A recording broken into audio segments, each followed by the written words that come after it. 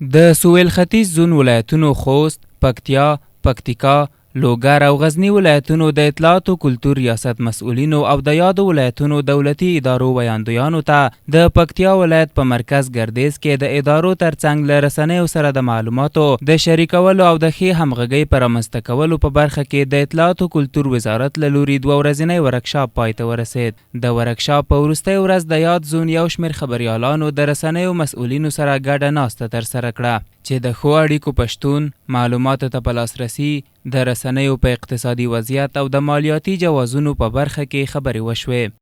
تاسو باید د مالیاتو معافیت کې راوستلی شئ او د دې ترڅنګ د مالي سپورټ مهم سره ډېرې ښې خبرې وکړلې، پلان دا موضوعات هم یاد کړل، خو رسنیو یو ډول حمایت ته هم اړتیا لري. که تاسو فکر کوئ چې په دې 1000 افغانۍ اعلانات باندې چې موږ له بازار راټولو، حد اقل موږ 2-3 کارکوونکي به هغه ته معاش ورکړلی شو، دا ناممکنه کار. اگر چې موږ د فریکونسۍ جواز لرو په هغې کې موږ ته واضح ډول لیکل شوی اما اوس یا کرایې اداره ټولو رسنیو ته د وټساپ ګروپونو له لارې نه یا د مکتوبونو له لارې غوښتنه شوې ده چې تاسو ټاور جواز ورکړئ. زه فکر کوم رسنۍ 3-4 جواز لري، د ټاور د جواز د اخیستل به یو بل بوج په رسنیو باندې په دې سخت اقتصادي شرایطو کې. خو دا د رسنۍ په نوم اخیستل کېږي، د رسنۍ کې ووایي چې 10 افغانۍ کوم یو سره کومک کړی دی، هر یو د عکس لپاره راځي، د امتیاز لپاره راځي. اطلاعات او کلتور وزارت نه غوښتنه ده واضح په دې تړاو باندې یو دریځ ونیسئ، ټولټاکنې کوئ، هر ډول چې تاسو تصمیم نیسئ یو بنسټ دې جوړ شي، هغه تاسو سره په رابطه کې دي، تاسو په قانون کې دي چې رسنۍ سپورټ هم وکړي او د رسنۍ په نوم تجارت هم ونه کړي. بل لور ته د یاد وزارت مسؤلینو په خپلو خبرو کې د رسنیو رول مهم یاد کړ او دوی زیاته کړه چې د رسنیو قانون، د رسنیو جوازونه او معلوماتو ته د لاسرسي په برخه کې د ځانګړو ادارو یا ریاستونو د جوړېدو خبر ورکوي.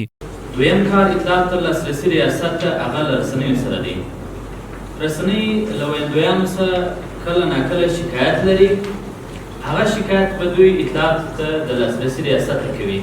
چې موږ په خپل چوکاټ کې بیا د شکایاتو امنیت لرو، هغه د شکایاتو بررسي کوي. زموږ د دروازې د رسنیو پر مخ خلاصې دي، هېڅ قسم فشار او هېڅ قسم شخصي غوښتنه نه لرو، فقط څو شیان ویلي دي چې زموږ اسلامي اساسات،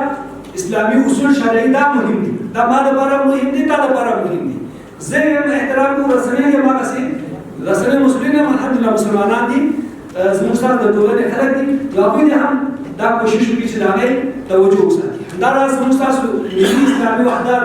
د قومي وروڼو ترمنځ ورورګلوي د خلکو شخصي حمید دا شیان مهم دي، دا په پام کې ونیول شي. د یادونې ده چې په ټوله کې د ورکشاپ ګډونوال یاد 2 ورځنی ورکشاپ ګټور او په یاده برخه کې دې ته ورته د نورو اړینو پروګرامونو د زیاتېدو غوښتنه وکړه.